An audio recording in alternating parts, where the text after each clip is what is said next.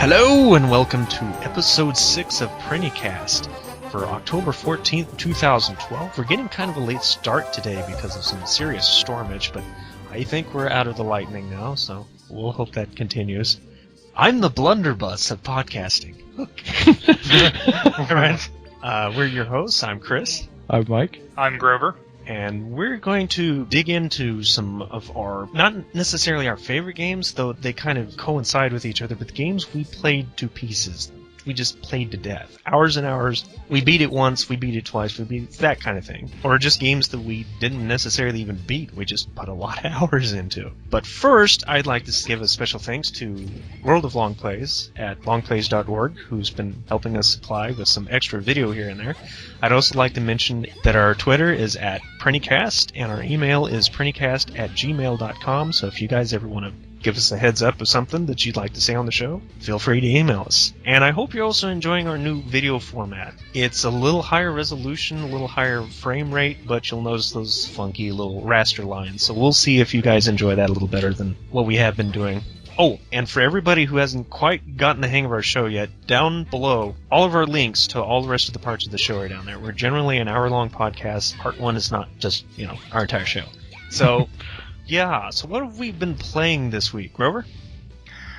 This week I've been playing mostly Minecraft. I'm getting pretty excited that the Halloween update's coming out. Mm-hmm. But the major game I've been playing is Skyrim with Dawnguard and Hearthfire expansion. And the game's a blast. I really expected the Hearthfire expansion to be a little tiny update that maybe added a couple things. And I've been playing it for about 30 hours after the expansion, and I still don't think I've found everything that they've added. It's not bad for a $5 DLC. No, it isn't. It's fantastic. I suggest getting it. Everybody, get it. And how about you, Mike? I've been playing the normal World of Warcraft. We started our raiding this week. And on top of that, though, I have a couple of other games that I was playing. One of them I went back to New Super Mario Bros. 2, just because I was starting to play it during downtime and raid. Mm-hmm. And the other one is Wall-E on the PlayStation 2. I've been playing that game because I really like the movie Wall-E, and my girlfriend really, really likes the movie Wall-E. In fact, she goes to sleep at night watching Wall-E. I love played Wall-E. it. Yeah, it's a good movie. It's probably one of my favorite Pixar movies. But I played it. It's not really what I expected, but it is actually a little bit better than what I expected. It's basically a big, giant treasure hunt. You have to find items to open doorways, and to find these items you have to break boxes and do the typical stuff. But it's just in the places that Wall-E went to in the movie. It doesn't follow the script exactly, but it's pretty close. Probably not going to be entertaining to a person who's used to a more action-oriented platforming game, because there's almost no action in this. But it's not a bad game. So I haven't really been doing a whole lot different. I've actually started playing some Counter-Strike again, simply because I have these little smidgens of time that I can do something with. I played Minecraft, but only to finish up a project that I was going to take some video of. Not actually for the show, but for some music stuff, and I'm not really proud of it. I'll figure out what I'm doing there. And I've also started up a PrinnyCast account on Congregate, so if you guys have a Congregate account, feel free to friend us, and I'll try to help you out with your games when I'm on there every now and then. I've not played a lot of games this week, and next week's going to be even worse because I have a whole bunch of computer equipment that's coming in, and be a lot of downtime doing software stuff. Gigs and gigs and gigs. So that was an awful transition, but time for some game news. OnLive, with all of its assets, were sold to a single investor for $4.8 million. This is a multi-billion-dollar company that is... it's actually spiraling. Yes, it was...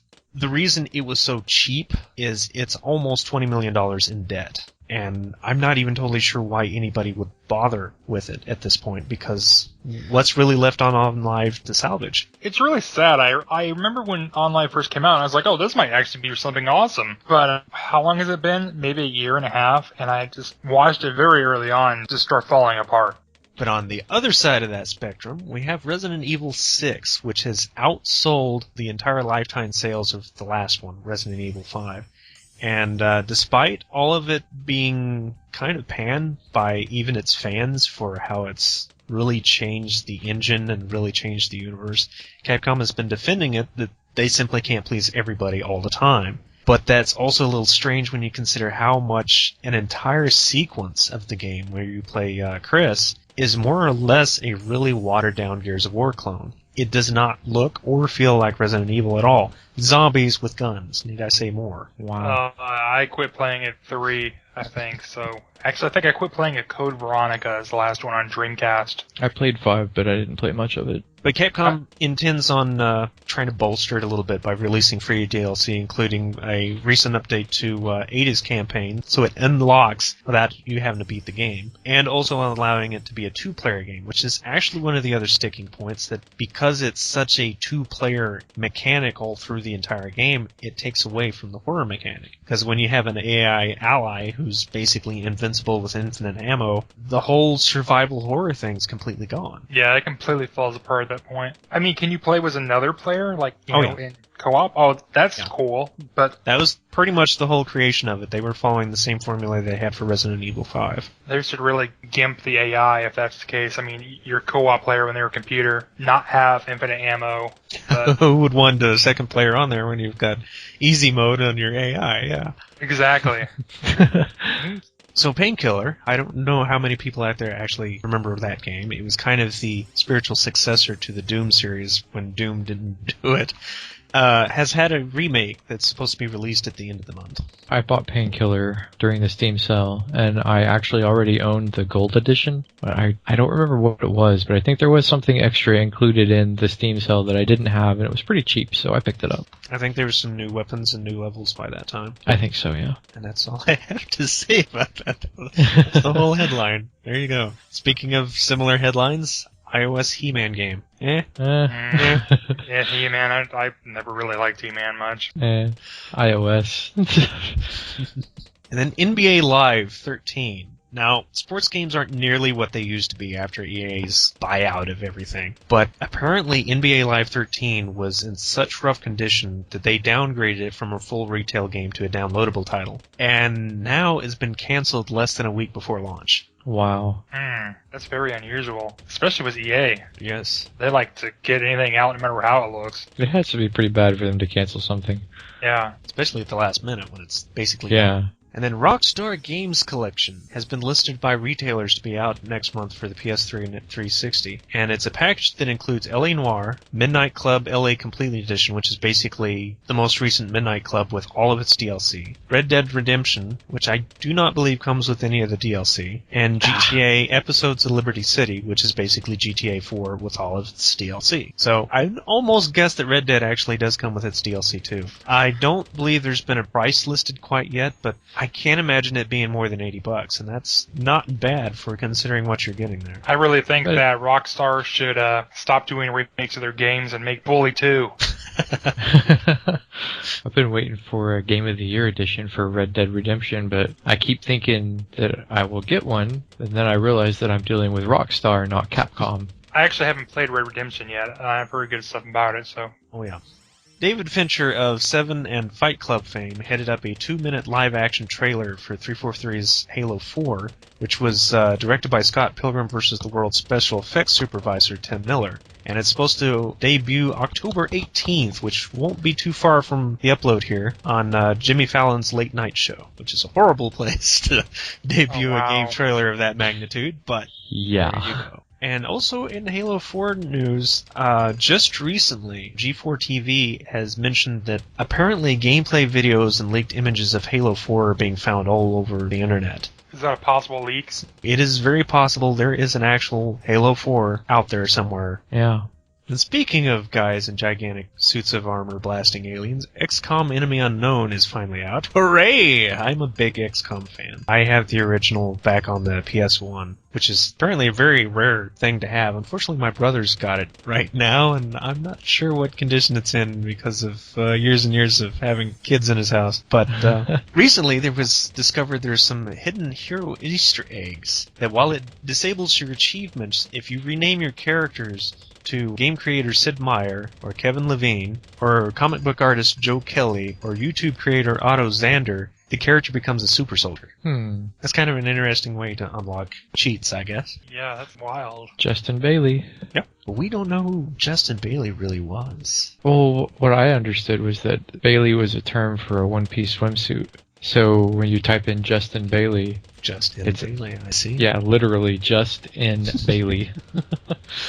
Dishonored came out too. Yes. That was a highly anticipated game. My boss bought it, so he already told me that he'd let me borrow it when he finishes it. Cool. So we get a review.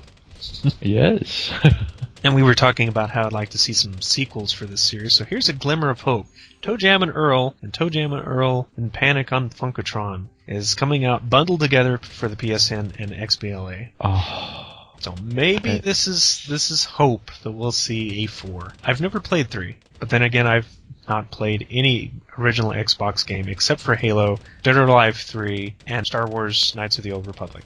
Speaking of re-emergences, bundled together on XBLA and PSN, Darkstalkers Resurrections was revealed at New York Comic Con, which is a combination of Night Warriors, which is Darkstalkers 2, and Darkstalkers 3. And it seems like it's kind of a growing trend that most of Capcom's fighting games are being reproduced on the virtual downloads, whatever you call those. However, it wasn't just that they were released alone. There was this strange little trailer you might have seen floating around YouTube or other places of a fully rendered, fully CGI cutscene sort of thing showing Lord Raptor and Dmitry Maximov that is seriously hinting that there is interest in Darkstalkers 4. We'll see. Never really played too much of Darkstalkers. I have Darkstalkers Chronicle on the PSP. That's the only Darkstalkers game I own. Technically, that's all 3 of them, isn't it? I think so. I think it had all 3 games characters in it. And speaking of Capcom also released a smartphone game for the social game service GREE that is called Capcom All-Stars with Everyone, which is kind of a hero training card battling game. Now, normally I would kind of get excited over crossovers because I'm one of the people that actually love the Capcom vs. SNK card battler series. This one I'm not so sure about, and that's not just because I don't have a smartphone. It's just, I don't know, there's something about it that seems rushed. Like most of their Flash and iOS type games lately. Poor Mega Man. Yeah, Mega Man crossover. For my last story, there was a World of Warcraft exploit that allowed new level 1 characters to kill any character, NPC or PC, of any level instantly, littering entire servers with corpses. Hackers meant no harm from the whole thing, and there was a lot of people that actually enjoyed the joke, but the glitch is already fixed and everything's back to normal and shouldn't happen again. I don't suppose you happen to witness any of this, Mike? You're not sure? You just caught me off guard because I didn't know that made news. But there was a problem. This happened during server downtime. The servers just went down unexpectedly after a patch. They hotfixed something with a rolling restart, and during that rolling restart there was some kind of problem. Before that, I was browsing around on the forums trying to figure out what had happened, why was the rolling restart taking so long? And I found a post on the forum that linked me to a YouTube video of a level 1 priest going around Stormwind, and any character that priest targeted would just fall over and die. And this was happening on multiple servers.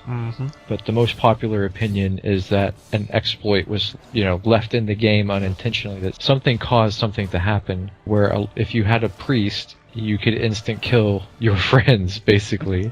And I do know that when patch 5.0 rolled out, just before Mists of Pandaria launched, Death Knights were able to target friendlies with one of their spells and kill, low-level friendly players with that. So this is the second time in less than a month that they've had this kind of issue.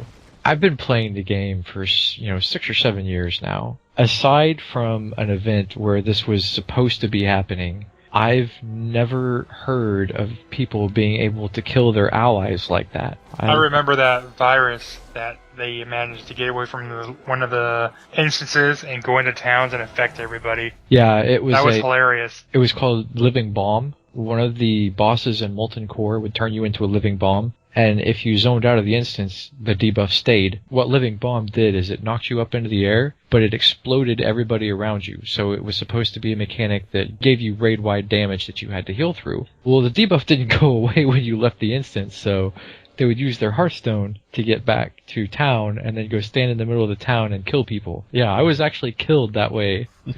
This is something I experienced. This recent Mists of Pandaria is the first time that I know of that's happened.